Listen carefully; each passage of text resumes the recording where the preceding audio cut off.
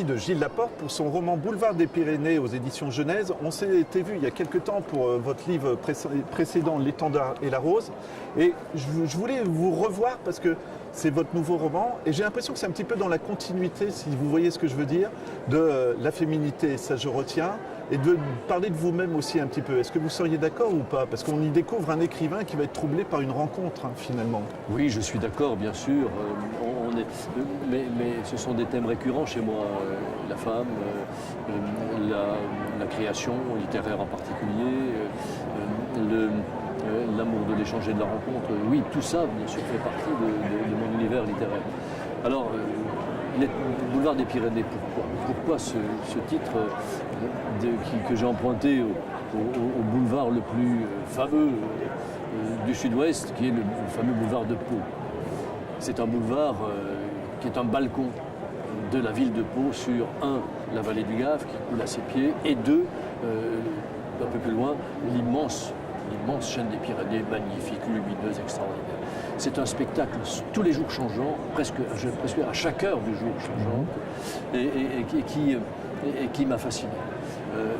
J'ai imaginé un écrivain qui est invité au Salon du Livre de Pau, fin novembre, dans le train va entrer en gare et il se lève à côté de lui une jeune femme, toute de noir vêtue, qui l'observait depuis un moment et qui, au moment de descendre, lui glisse tout simplement « à bientôt ». Il est très troublé, elle est très très belle, il est très troublé, et il espère qu'elle va revenir le voir le lendemain au Salon du Livre, et le surlendemain, le dimanche, elle ne vient pas.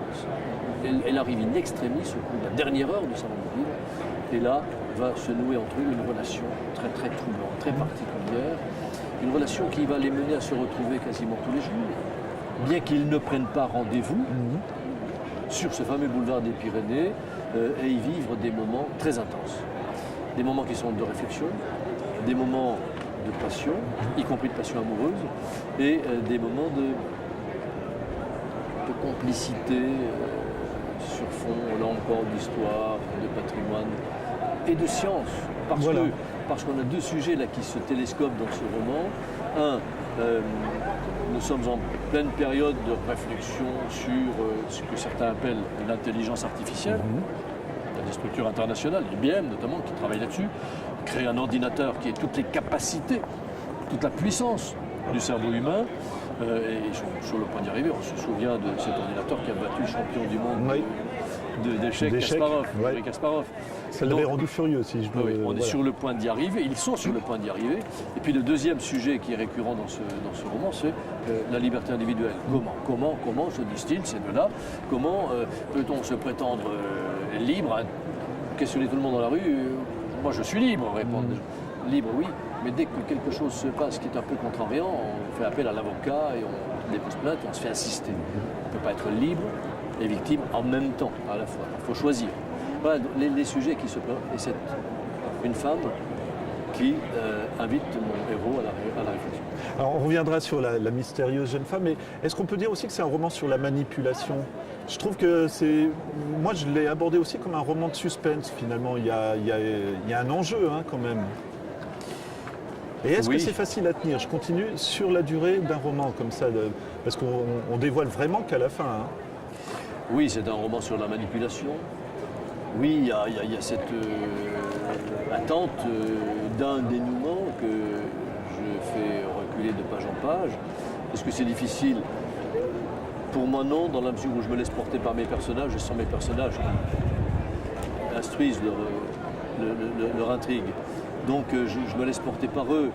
Et les séquences de cette vie à deux, point d'interrogation, se présentent d'elles-mêmes, j'allais presque dire. Ce que je trouve intéressant aussi, c'est une remise en cause de l'auteur, on va dire, au sens où je pense que dans le roman, il a comment on va dire, il a abouti, il sait qui il est, et cette rencontre va tout remettre en cause. Et finalement, c'est intéressant parce que comme vous le dites, il va y avoir des scènes de passion amoureuse, des choses comme ça. C'est peut-être pas des choses, même s'il est déjà avec quelqu'un dont il est amoureux aussi. Et j'ai trouvé ça intéressant, c'est de déstabiliser la personne. Est-ce que vous seriez d'accord aussi que c'est une analyse sur ça? Il faut jamais être sûr de ce qu'on vit, de ce qu'on est, oui, cette de femme, qui on est, je veux dire. Cette femme va le tester, savoir jusqu'où elle peut aller, jusqu'où elle doit ne pas aller aussi, avec lui, comme lui d'ailleurs, qui se teste lui-même, qui se met à Qui se l'épreuve. découvre aussi finalement. Et qui se découvre grâce à elle. Oui. Grâce à ses comportements à elle et à ses questions à elle. Il se découvre et il s'examine écrivant. Il est écrivain, il s'examine écrivant. Et il étudie de façon très directe, parce qu'il le vit, les raisons pour lesquelles il pose des mots sur le papier ou il les confie à son ordinateur. Et là, Gilles, je me permets de vous couper parce que je suis content, ça me permet de placer une phrase que vous avez écrite que je trouve vraiment superbe, c'est « Pourquoi j'écris ? Pour tenter de me prouver que je suis un homme libre ». Et je trouve ça, voilà aussi, quoi. C'est philosophique quasiment comme remarque aussi, ça. Oui, c'est une philosophie basique de la vie. Pourquoi je fais, Là, je pense à mon roman Cantate de cristal, pourquoi est-ce que je travaille le verre, si ce n'est pour me prouver que je suis libre dans ma domination par rapport à la matière. Pourquoi tout ce que je fais, me semble-t-il, je le fais pour me prouver que je peux le faire, donc que je suis libre par essence. Donc lui, il écrit pour ça. Oui. J'en reviens au style d'écriture. Première personne du singulier, donc je. Oui. Est-ce que c'est facile ça aussi? Parce qu'on peut s'amuser à faire l'exercice pour écrire une petite histoire. Et je trouve que là, encore une fois, c'est difficile à tenir. Est-ce que ça vous est paru naturel tout de suite quand vous avez commencé à écrire ce livre? J'aime bien écrire à la première personne. Ouais. Ça m'arrive pas souvent, mais j'aime bien. Et là, vous devenez quelqu'un d'autre quand même, ou est-ce que c'est vous? Parce que j'en profite aussi, le personnage porte une écharpe blanche. Il y a beaucoup de choses qu'on reconnaît chez vous quand même dans ce personnage, non? Quelle question, Romain. Oui, comme tous les romanciers, je m'injecte dans mon histoire, je m'y mets en scène. Et ce personnage n'est pas moi. Je ne raconte pas là des scènes ou des moments que j'ai vécus moi-même.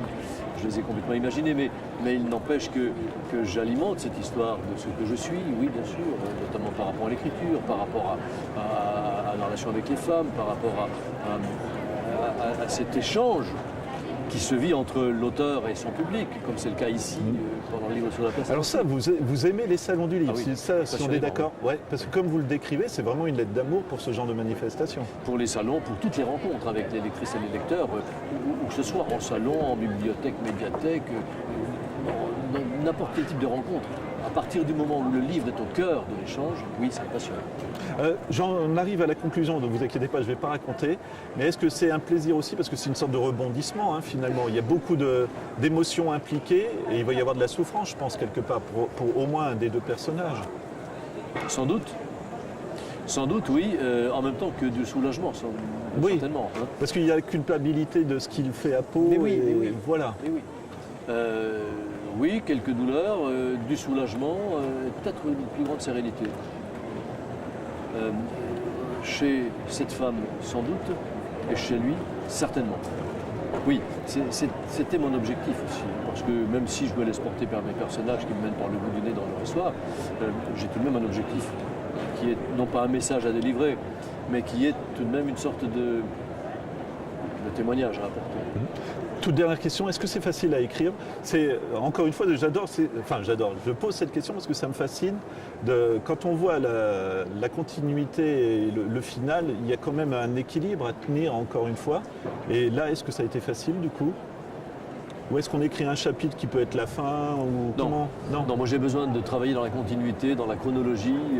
Je connais des auteurs, des collègues qui écrivent un chapitre et puis qui passent à l'autre, qui se passe 6 mois après ou 5 ans après, et puis qui reviennent après, et puis après reconstruisent leur livre en fonction de toutes ces pièces d'un puzzle qu'ils ont imaginé et qu'ils ont travaillé. Non, moi j'ai besoin de la continuité. J'ai besoin de savoir ce que mes personnages ont fait la veille pour pouvoir continuer à vivre avec eux le jour même. Je ne sais pas ce qu'ils feront le lendemain, mais j'ai besoin de savoir si on fait la veille pour savoir ce qu'ils font aujourd'hui. Ça pour moi, c'est indispensable. Et puis, comme je vous l'ai dit, et je le répète, ce sont eux qui me mènent par le bout du nez, donc forcément, ils ne remontent pas le temps, ils ne descendent comme moi je descends bien.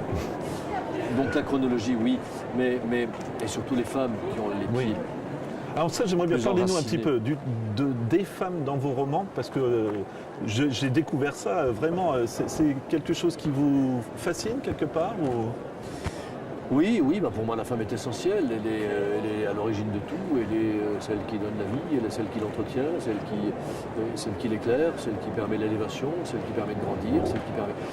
sans elle, rien de tout ça ne peut se produire. Donc la femme est fascinante pour moi, oui, et je tiens dans tous mes livres à lui rendre hommage. Je bénéficie de sa lumière en permanence, et elle me donne... par là l'essentiel de ce que je consomme. Très intéressant. Hein. Pour mener ma vie. Et j'essaie de lui rendre. Mes livres sont des hommages à la femme. C'est ma manière à moi de la remercier. Donc là, ça a dû être F majuscule. Ça a dû être un plaisir d'écrire ce personnage Oui. alors du coup. Oui, Ouais. un vrai plaisir, vraiment. Voilà, bah, Gilles, merci beaucoup. Mais Encore une j'espère fois. que c'est un plaisir de le lire aussi. Vous inquiétez pas. En tout cas, de ma part, vous savez que moi, c'est vraiment un plaisir. Et comme je dis, ce qu'il y a de bien avec vous, c'est que malgré tout, il y a eu les grandes sagas historiques, mais vous changez aussi les sujets. Et ça reste aussi intéressant parce qu'il y en a certains qui vont se cantonner dans les mêmes sujets. Là aussi, ça doit être une bouffée d'oxygène pour vous de pouvoir, même pas ça, je dirais, c'est que c'est un plaisir pour vous de changer de sujet, non? Mais bien sûr, Ouais. bien sûr. Je sais que tu m'attends, c'est ça, non? L'année dernière, je sais que tu m'attends. c'était un vrai plaisir de lecture aussi, je vous l'avais dit. Là aussi, c'est pas des sujets sur lesquels, ne le prenez pas mal, on vous attendrait, hein, forcément. Je suis curieux de nature Ouais. et j'explore tous les recoins de notre planète et de notre vie quotidienne qui me semblent intéressants. Et qui me semblent intéressants parce que j'ai envie de les connaître davantage et d'en nourrir mon existence.